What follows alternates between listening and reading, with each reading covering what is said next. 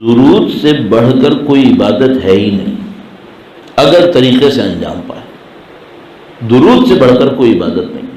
ہمارے پاس یہ جو عرفاء ہیں، ان عرفاء کے سلسلوں میں جو بہت نامی گرامی عارف رہے، تقریباً 2009 میں ان کا انتقال ہوا، آج سے 12 سال پہلے، وہ آیت اللہ تقی بہجت۔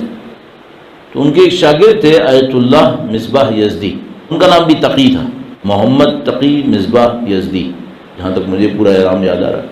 وہ آیت اللہ بہجت کے شاگرد تھے۔ وہ یہ کہتے تھے کہ ہم نے اپنے اساتذہ سے جو کچھ سنا ہے، تو وہ کہتے تھے کہ ہم نے درود سے بڑھ کر کوئی عبادت نہیں پائی ہے، اس سے بڑھ کر کوئی عبادت ہم نے نہیں پائی۔ اب ذرا تصور کیجیے، ہم جن لوگوں کا ذکر کر رہے ہیں، انہوں نے زندگیاں عبادتوں میں گزار دی ہیں۔ آیت اللہ بہجت کا کیا مقام تھا، کبھی موقع ہوا تو میں آپ کی خدمت میں عرض کروں گا۔ عبادتوں میں کیسے تھے وہ اللہ جانتا ہے۔ وہ کہتے ہیں کہ ہم نے اس سے بڑھ کر عبادت نہیں کبھی پائی۔ درود تو ہم بھی پڑھ رہے ہیں، درود کا اثر ہونا چاہیے ہمارے اوپر۔ اگر ہم اس اثر کو بڑھانا چاہتے ہیں تو ہمیں کیا کرنا چاہیے؟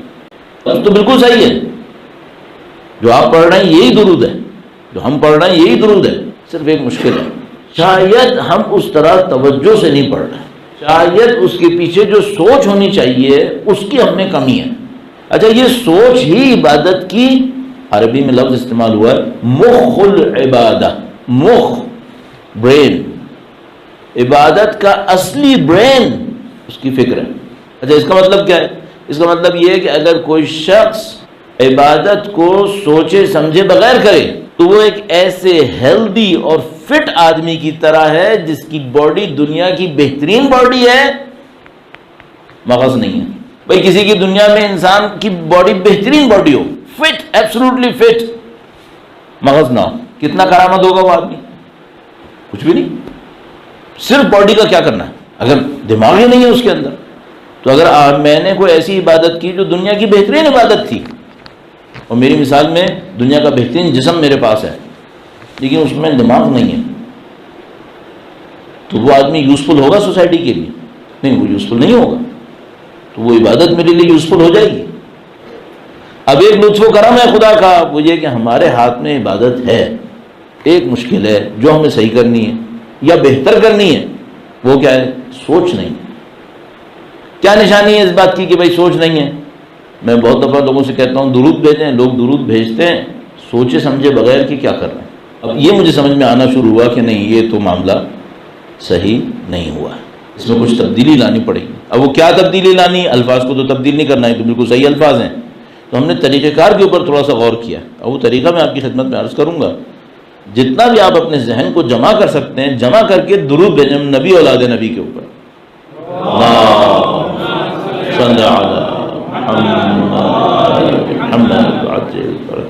سب سے پہلے تو میں نے سوچا کہ درود پڑھتے وقت سوچنا کیا ہے، تو جو الفاظ آ رہے ہیں انہی کو سوچئے۔ آپ نے سب سے پہلے کیا کہا ہے؟ اللہم۔ یہ اللہم بہت عبارتوں میں آتا ہے، دعاؤں میں آتا ہے۔ کیا مطلب اللہم کا؟ اللہم کا مطلب ہوتا ہے یا اللہ۔ عربی میں اس کو ندا کہتے ہیں، پکارنا۔ تو کبھی کہتے ہیں یا اللہ، یا اللہ کی جگہ کیا کہہ سکتے ہیں؟ اللہم۔ بہت ساری دعاؤں میں آتا ہے اللہم انی اسألک، کتنا آتا ہے؟ اے اللہ میں تجھ سے سوال کر رہا ہوں۔ اللہم ارزقنا، خدایا تو ہمیں رزق میں دے دے۔ اللہم کا مطلب کیا ہے؟ یا اللہ۔ تو سب سے پہلے درود پڑھتے وقت کس پہ توجہ دیں؟ خدا متعال کے اوپر۔ اللہم صلی علی، نبی خدا کا نام ہے، خدایا اپنی درود بے پایان، ایسی درود جس کی کوئی انتہا نہ ہو، نازل فرما۔ کس پر؟ نبی کی ذات گرامی کے اوپر۔ دوسرا پوائنٹ کیا سوچنا ہے؟ نبی۔ تیسرا، اور ان کی آل پر۔ تیسرا پوائنٹ کیا سوچیں؟ ان کی آل کو سوچیں۔ کتنی دیر میں یہ سوچنا ہے؟ جتنی دیر میں درود پڑھ رہے ہیں، حساب سے بتائیے گا۔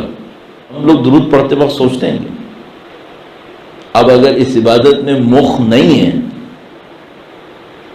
تو اس کا اثر کیسے ہوگا بھائی؟ اب دیکھیے، آج کی رات ہمیں نصیب ہو گئی ہے جو ہماری تیاری کی رات ہے، تو میں جو تیاری کر رہا ہوں وہ کس بات کی کر رہا ہوں؟ وہ یہ کہ بھائی درود صحیح ہو جائے۔ کم وقت میں یہ مجلس پوری ہونی ہے، ایک ہی پوائنٹ کافی ہے، درود صحیح کریں۔ کیا صحیح کریں؟ الفاظ وہی ہیں، توجہ صحیح ہونی چاہیے، اللہ پہ توجہ دیں، نبی پہ توجہ دیں، اولاد نبی کے اوپر توجہ دیں۔ اب ایک سوال، میں کون ہوتا ہوں کہ نبی پر درود بھیجوں؟ میری حیثیت کیا ہے؟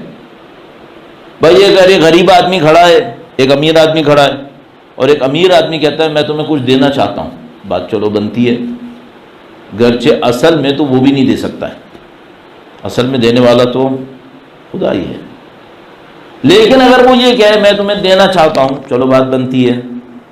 اب ایک انتہائی پسماندہ ہمارا جیسا، ایک انتہائی بلند مرتبہ نبی کا جیسا، اولاد نبی جیسا، اور ہم کیا کہہ رہے ہیں؟ خدایا تو ان پر درود بھیج۔ اب بھائی تو ہے کون؟ میں ہوں کون جو میں خدا سے کہوں کہ خدایا تو ان پر درود بھیج؟ میری حیثیت کیا ہے؟ تو یہ میں کیا کر رہا ہوں بھائی؟ یہ میں ان پہ درود نہیں بھجوا رہا ہوں، ان پہ درود بھجوانے کا کہہ کر اپنے اوپر رحمت برسا رہا ہوں۔ یہ ان کے اوپر درود میرے بھیجنے سے ان میں کیا اضافہ ہوگا؟ میری تو سانس سانس ان کے سامنے فقیروں کی طرح کھڑی ہوئی ہے، سانس لینے کے لیے ان کا محتاج ہو رہا ہوں، میں کیا ان کے اوپر درود بھجواؤں گا؟ یہ میں درود بھجواتا ہوں خدا سے یہ کہنے کے لیے کہ خدایا نبی تیرے محبوب ہے نا، آل نبی تیرے محبوب ہے نا، میں بھی ان کا چاہنے والا ہوں، بس یہ کہنے کے لیے۔ تو میں ان کے اوپر کچھ اضافہ نہیں کر رہا ہوں، یہ میں اپنے اوپر اضافہ کر رہا ہوں۔ اب آپ جتنا سوچ کے پڑھیں گے اتنا آپ میں اضافہ ہوگا، اور جتنا بے سوچے پڑھیں گے یہ تو لکھ لیا جائے گا کہ نبی اولاد نبی کے ساتھ اس کا کوئی تعلق ہے، اضافہ نہیں ہوگا کیونکہ مانگا ہی نہیں۔ ہاں یہ اناؤنسمنٹ کرنا کیا بیکار ہو جائے گا؟ نعوذ باللہ تعالیٰ، نہیں، ہم بیکار نہیں ہوگا۔ فرشتے اتنا لکھ لیں گے کہ اس کا نبی اولاد نبی سے کوئی تعلق ہے، کیوں؟ دوسرے وہ بھی نہیں بھیج رہے، کم سے کم یہ تو بھیج رہا ہے۔ لیکن اگر آپ کو اپنے اندر کوئی اضافہ چاہیے، ان کے نام پہ سعادت چاہیے، تو سوچ سمجھ کے پڑھیں۔ میں نے اس کا ایک طریقہ نکالا، ہماری مشکلات میں سے ایک مشکل، اچھائیوں میں سے ایک مشکل، دونوں، وہ ہے ہماری عادت بن جانا۔ چیزوں کی عادت پڑ جاتی ہے، بڑے بڑے مشکل کام عادت کے نام پہ آسان ہو جاتے ہیں، لیکن ایک مشکل آ جاتی ہے، یہ جو عادت ہوتی ہے یہ فکر نکال دیتی ہے۔ ایک انسان عادت کے نام پہ کوئی کرنے لگے نا تو پھر فکر نکل جاتی ہے اس میں سے۔ اب درود ہماری عادت بن چکا ہے، الحمدللہ رب العالمین، ایک مشکل آ گئی، فکر نکل گئی۔ میں اس کا طریقہ کار یہ رکھا ہے کہ میں نے اپنے آپ سے کہا کہ بھائی میں جب بھی درود بھیجوں گا میں اللہ کے سامنے دعا کے لیے ہاتھ پھیلاؤں گا، تاکہ مجھے یہ یاد آ جائے کہ بھائی یہ دعا ہے، یہ دعا مانگ رہے ہیں آپ۔ میں نے اپنے لیے طے کیا۔ اب بعض جگہ ہوتا ہے ہم ایسی جگہ پہ ہوتے ہیں جہاں پہ یوں کر کے ہاتھ نہیں پھیلا سکتے تو تھوڑا سا یوں کر کے پھیلا دیتے ہیں، بعض جگہ کچھ نہیں کر پاتے تو اللہ کے سامنے یوں نگاہ اٹھا کے دیکھتے ہیں، خدا لطف کر دے، دعا مانگنے آئے۔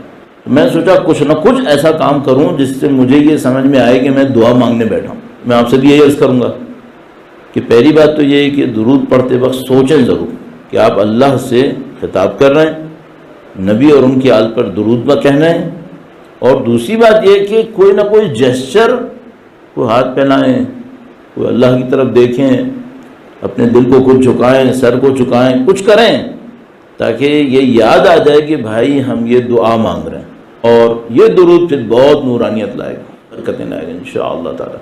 اور یہ میں آپ کے اوپر انویسٹمنٹ کر رہا ہوں در حقیقت۔ اگر آپ نے ہماری اس بات سے کوئی فائدہ اٹھایا تو آپ زندگی میں جب بھی درود بھیجیں گے آپ کو تو ثواب ملے گا ہی ملے گا، آپ کے والدین کو ثواب ملے گا، اس حقیر کے نام پر بھی 4 چکچونیاں آ جائیں گی، کوئی نہ کوئی سکہ یہاں بھی آ ہی جائے گا انشاءاللہ۔ اللہ آپ کی صحت و سلامتی میں اضافہ فرمائے، انشاءاللہ آپ کی سعادتوں میں اضافہ فرمائے، حب اہل بیت میں اضافہ فرمائے۔ مل کر درود بھیجیں محمد و آل محمد، اللہ صلی اللہ علیہ